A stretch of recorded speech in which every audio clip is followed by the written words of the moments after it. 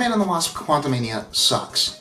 It's by a notable margin the worst experience I've ever had with a Marvel Studios project, a complete misfire most comparable in my mind to the 2016 Suicide Squad. Much like that movie, I'll be astonished if anyone involved with this one isn't lying through their teeth if they claim to be happy with the final product. For me, this is the new poop standard. The new low bar for the entire franchise, both movies and shows. The official replacement for Thor: The Dark World as the bad one at the very bottom of the pack.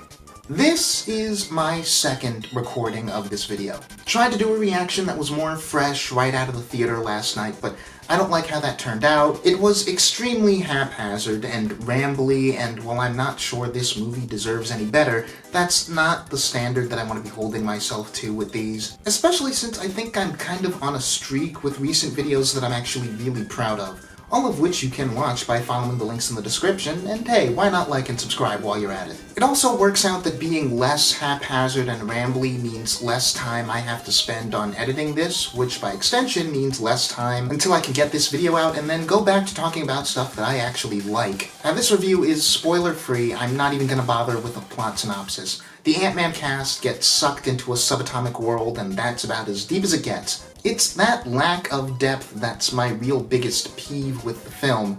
That and a lack of general coherence, or interesting themes, or character arcs. That and it's ugly, and has shockingly poor editing. Seriously, way too many scenes in this thing start and stop and sometimes restart in the oddest of places. My first thought when the credits rolled on Quantumania is that I feel like I just saw the movie that every MCU hater claims to have seen whenever one of these has come out in the past 5 years. This is the movie that Martin Scorsese was talking about.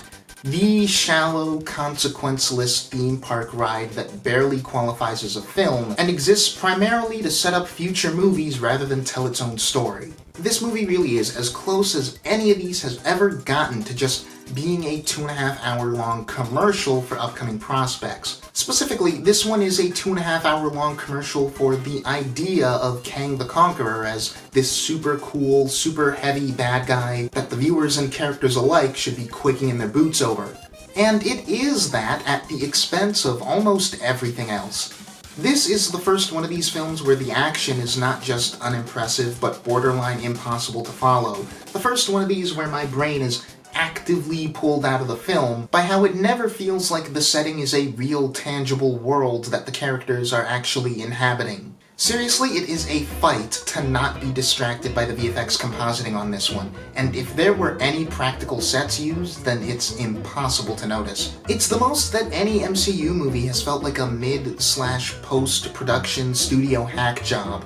People who share my feelings about this movie are scared because Kang Dynasty is gonna have the same screenwriter, but I would be shocked if what was initially written on the page for Quantumania is the same as what ended up on the screen. You know, part of me is honestly glad that there exists an MCU movie that's finally gotten this reaction out of me. Because after 2 years of staunchly defending the much-maligned Phase 4, I was beginning to wonder if the problem was me, if I was the crazy one. If maybe the longtime haters of the franchise were right, and being so invested in it had really just dulled my brain as a functioning critical instrument. If maybe I really am just a complete hack with no standards. Nope. If anything, what I'm expecting to happen is a wave of people going back to Phase 4 and realizing upon revisit just how good we actually had it. Eternals, Multiverse of Madness, No Way Home, Shang-Chi, Wakanda Forever, Black Widow, Love and Freaking Thunder, each and every one of them looks like an absolute godsend next to Quantumania. And listen, believe me when I say that I'm not docking points from the movie for not being the story that I speculated it might be in my previous video. The idea that the trailers conveyed that Kang would dangle Scott's lost days as a father in front of him was, I think, a really strong one. But really, any number of narrative choices could have made this setup into a really neat father-daughter story. But while the first 15 or so minutes feels like it's going to be that story, it then just forgets to pay any of that off dramatically. Neither Scott nor Cassie or their relationship really grows or shifts. Neither do any of the character dynamics. We've got a whole ensemble of static protagonists this time around. And you'd think maybe that could actually work if Jonathan Majors as Kang was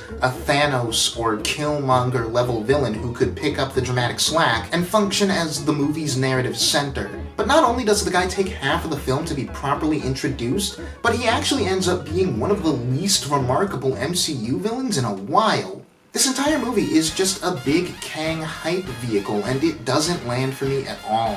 And the worst part is that from the outset, I was actually really curious to see how they would execute on the premise of this big, bad, uber self-serious, multiverse-conquering villain making his grand entrance only to have his first real nemesis be silly, simple, small-timer Scott Lang.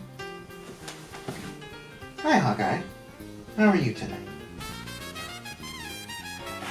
You couldn't ask for a hero and villain more polar opposite, and yet that's not a dichotomy the movie seems at all interested in exploring. You know what else I'm grateful for? That I'm not a MODOK fan. I've always liked his design, but I feel like if I were a fan of MODOK in the comics or any other medium, then what this movie does with him would feel like an absolute slap in the face. I imagine this must be for MODOK fans what Iron Man 3 was for Mandarin fans, but times 1,000. At every turn, it feels like this movie is going out of its way to be the least interesting version of itself. For 15 whole years now, the Marvel Studios model seemed designed to make it so, at worst, their output was still baseline, passable, crowd-pleasing fare. And a lot of the ire has come from people who feel it's been nothing but baseline passable for years now. But for the first time ever, Ant-Man and the Wasp: Quantumania actively makes me question how one of these things made it to theaters in this form. By the time this video goes up, you'll probably have had the chance to see this movie for yourself, so what do you think? Am I being unfair, grossly facetious? Do you agree with me? Have I dissuaded you from watching this one if you haven't seen it yet? Sound off in the comments, like and subscribe for hopefully more positive content in the future, and I'll see you then.